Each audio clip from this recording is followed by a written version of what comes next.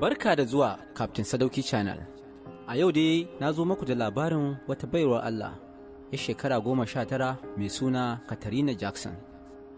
Katarina Jackson ta kasance 'yar asalin ƙasar Macedonia ce, wadda take zama daga cikin babban jihohinsu mai suna Georgia, Macedonia. Katarina Jackson ta kasance mace ce mai gaskiya da kuma riƙon amana. Hakan ya sa Katarina Jackson take ma kowa ɗaukan mai gaskiya da riƙon amana. Ɗaukan da take ma kowa a matsayin masu gaskiya da riƙon amana ba laifi ba ne a nawa ƙaramin tunanin. Dalilin da ya sa take ma kowa ɗaukan haka ba don komai ba ne sai don kasancewanta mai irin wannan ɗabi'un. Domin a wannan rayuwan mai gaskiya yana ɗaukan kowa haka yake, haka ma shi ma mara gaskiya hakan yake ɗaukan kowa marasa gaskiya ne. Duk da cewa Katarina Jackson ta shiga cakwalkwali daban-daban na rayuwa, daga cikin cakwalkwalin rayuwa ba abin da ya fi ba ta wahala tamkar soyayya, amma hakan bai sa ta karaya a soyayya ba. Kullum dai sai ƙara kusa kai take yi a cikin soyayya, domin ta kasance mai sa tsammanin haɗuwa da alherin da yake cikin soyayya, duk da cewa ba ta san ranar haɗuwa da shi ba. Ana nan dai kwatsam Katarina ta ƙara kicibus da wani saurayi mai suna Vexon.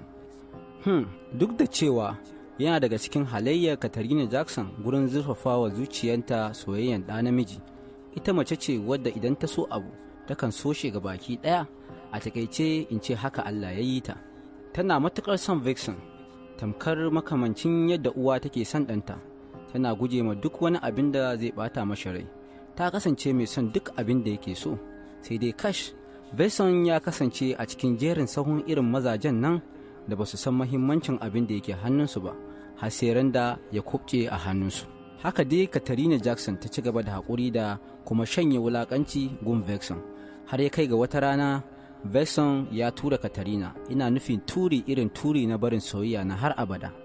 Ranan Katarina Jackson ta kasance a cikin kunci da damuwa da ya kai ta ga zub da hawaye. Wayyo duniya, Hausawa na cewa duniya budurwan wawa. Duk da cewa da mai rai take yi, domin wanda baya raye bai da damar fuskantar barazanar da take cikinta. Duk da cewa da zai samu dama da zai so haka. Hakan dai bai sa ta yi ƙasa a gwiwa ba, sai take makanta magana irin na ƙara makanta ƙarfin gwiwa da kuma ba kanta jiran tsammani na alheri da yake cikin soyayya. Har ila yau, duk da cewa ba ta san ranar haɗuwa da shi ba, a ƙarshe dai sai take cewa abin da ya sa ka kuka wata rana shi zai baka dariya. Hakan dai rayuwan ta ci gaba. Ana nan kwatsam sai ta haɗe da wani saurayi kuma mai suna Mike. Hakan dai suka fara soyayya, shi ma dai haka ta so shi, duk da cewa ta tsince shi da wani halayya da ba ta so a tare da namiji. Wannan halin bai wuce shan taba ba, amma haka bai canza komai ba a cikin soyayyarsu. Ko da yake abin da kake so ba ka ganin laifinsa. Sai dai ta kasance mai jawo masa hankali da illan da taba take yi ma rayuwar nan adam. Sai yake ce mata, ba dai kina son na daina shan taba ba?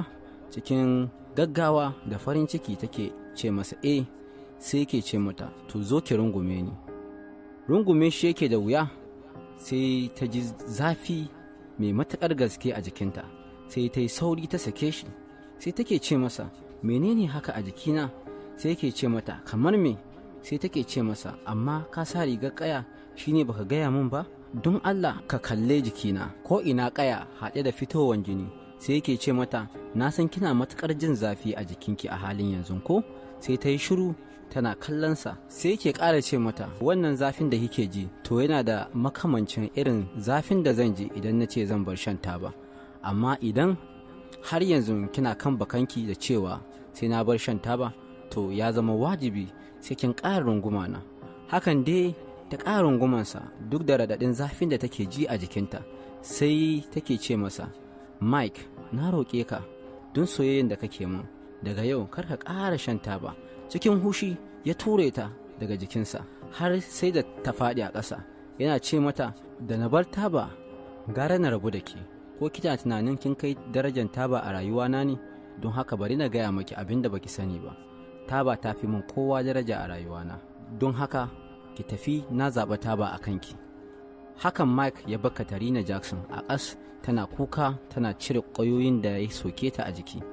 Tana cikin haka sai ta ga wani saurayi a gabanta sanye da tufafi ruwan ƙasa yana ce mata, ki yi haƙuri da duk abin da saurayinki ya yi maki, domin ina can gefe ina jin da ganin duk abin da yake gudana tsakaninku. Sai take ce masa, to na gode. Sai ya tsugunna ya miƙa mata hannuwansa, sai ita ma ta bashi nata, sai ta da ita. Sai yake ce mata sunan shi John, sai ita ma ta gaya masa sunanta.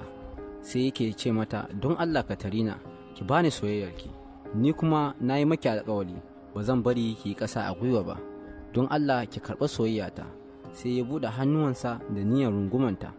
Da suka yi gab da juna, sai Katarina ta ji warin giya na fita daga jikinsa. Cikin sauri take ce masa, a'a, kar ka zo kusa da ni, ba zan iya soyayya da kai ba, na tsani mashayin giya, don Allah ka tafi ka bar ni.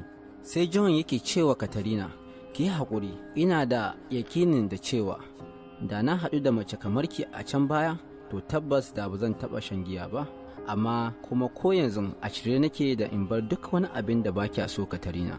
Don Allah ki yi haƙuri, ki bani dama, ni kuma na yi maki alƙawari ba zan taɓa zuba maki ƙasa a ido ba. Sai yake ƙara ce mata, ina matuƙar son ki Katarina, duk da cewa yanzu na haɗu da ke, amma sai nake ji tamkar Ubangiji ya halicce ni ne dai saboda ke. Katarina daga jin kalamai masu daɗi da kuma shiga zuciya, sai ta yi ƙuru da idanunta a kan John, saboda duk samarin da ta haɗe da su ba wanda ya taɓa yi mata kyawawan kalamai irin wannan. Cikin hanzari Katarina ta rungume John. Hakan soyayyen Katarina Jackson da John ya ɗaure, wanda John ya daina shaye-shaye. A ƙarshe suka yi aure, wanda Katarina Jackson da John suka yi rayuwa cikin matuƙar farin ciki da duk wasu ma'aurata suke son su yi rayuwa a ciki. Wannan shine ƙarshen wannan labarin. Da farko dai ina mai jawo muku hankali, musamman mata, da ku kasance masu gaskiya da riƙon amana. Kar ku bari wani barazana ko ƙalubali na rayuwa ya canza muku kyakkyawan halayyanku. Kar ku manta da cewa Ubangiji yana tare da mai gaskiya, kuma Ubangiji bai taɓa mantawa da bawansa. Komin daren daɗewa sai ya saka ma da ɗumbun alheri da baka taɓa yin zato ba ko tsammani a rayuwa. Na gode da ziyarar channel ɗina, don haka zan so ku ci gaba da ziyarar channel ɗina don samun labarai masu faɗakarwa da ilmantarwa. Ni ne naku Sadauki Abubakar. Don samun sabon ayyukanmu da zarar mun ɗaura, danna ƙararrawa, sannan don Allah kar ka manta ka danna like, sannan ka yi subscribe. Na gode.